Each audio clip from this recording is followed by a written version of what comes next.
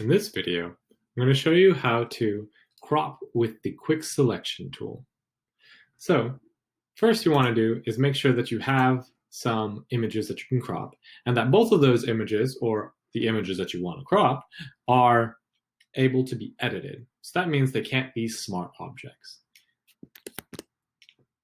So if I come over to the layers palette, we can see that these both have the smart object on their thumbnail.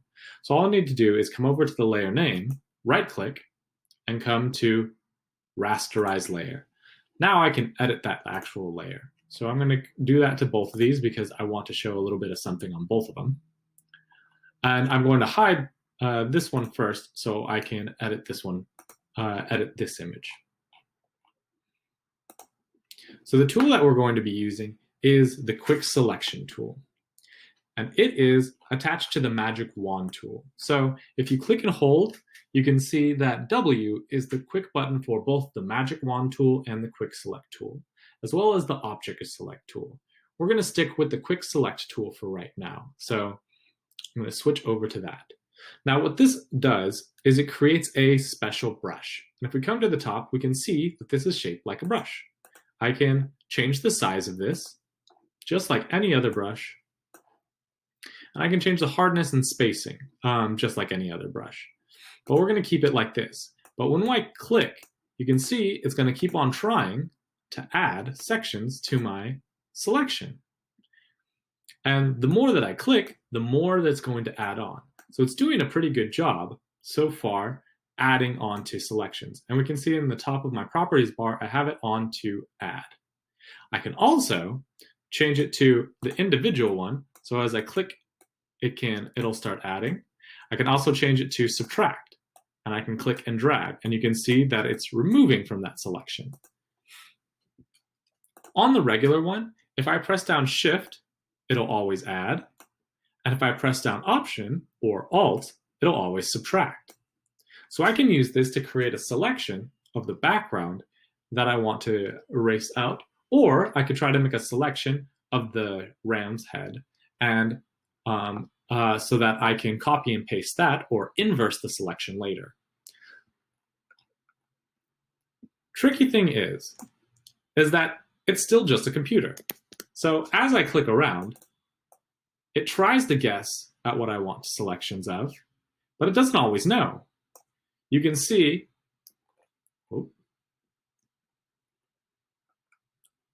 as I try to get to this dark section right here, it has erased the horn. So I'm going to have to go over to Option.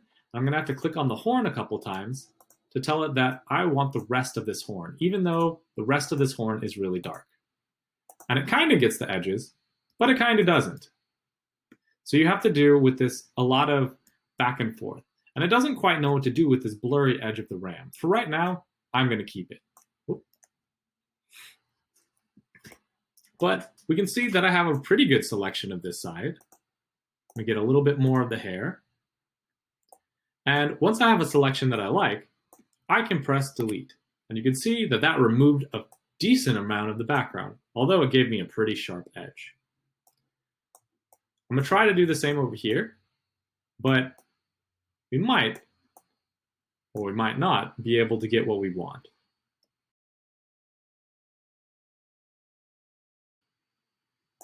You can see there's a lot of back and forth, but it's okay for a short, small amount.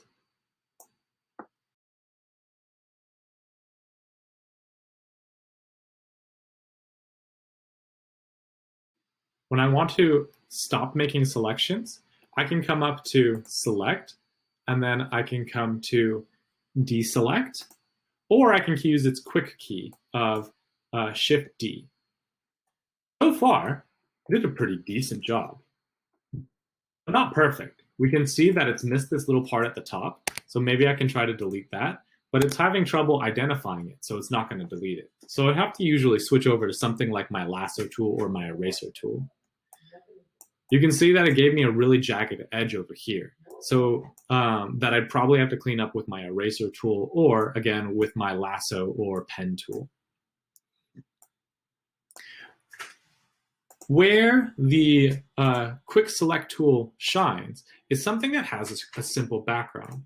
So I'm going to create a new layer. I'm going to squeeze it in behind and then change over to my paintbrush tool or my paint bucket tool. And I'm going to fill that in so that it's nice and violet.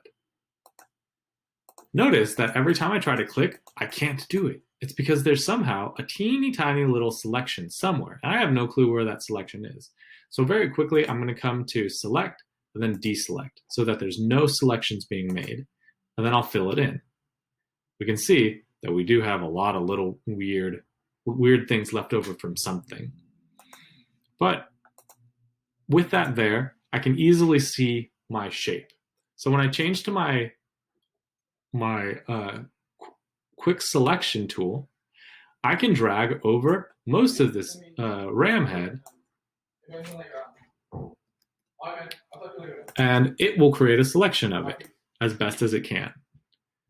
Since the white is so very different, it has no difficulty being able to tell what parts I want to create selections of and what parts I don't.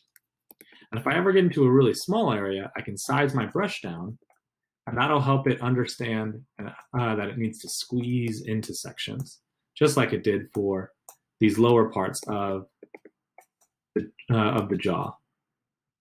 You can see that it accidentally didn't get this edge, but it got the inside of the jaw. So I need to switch over, hold down Option or Alt, and put that in there. So now I've made a selection of the deer's head. So if I press delete, it's going to subtract that, which I don't want. So I'm going to press undo. I'm going to come up to select and come to inverse, which is Command-Shift-I. And now it's selecting everything except for my deer's head. And I can delete that. And that does a pretty good job since it had a very clean background anyways. But we can see that there's this teeny tiny little white line, which doesn't look great. So something that can be helpful, since it didn't quite know what to do, once I have my selection, I can play around with the selection and I can come to modify. Since I was creating a selection of the background because I want to delete that, I'm going to come to expand. And I'm going to tell it that I want to bring it in a couple pixels. Let's bring it in 5 pixels and see what happens. We can see that it moved in just a little bit, just past the outer body of it, which I think for most cases, it's going to be okay. Maybe it's a little bit too dramatic here. So I can undo that, or I can come back to select and I can modify it again. And I'm going to contract it. I'm going to pull it back. Let's pull it back 2 pixels. And that looks pretty good. So now this time when I delete, it looks nice and sharp. I'm going to come to select and deselect so I can really pay attention to the edge. So now it looks like there's no little white edge, but it still retains a lot of really nice detail. And I could have even softened the edge a little bit. Looks like there's some discoloration from the first deer that I did, but not too bad. So when I turn that off, pretty smooth. When I turn on my other deers and move things around, you can see, looks pretty nice. The quick selection tool is a great way to create selections, but you can see that it has its faults. So use it with other tools to get the best out of your cropping.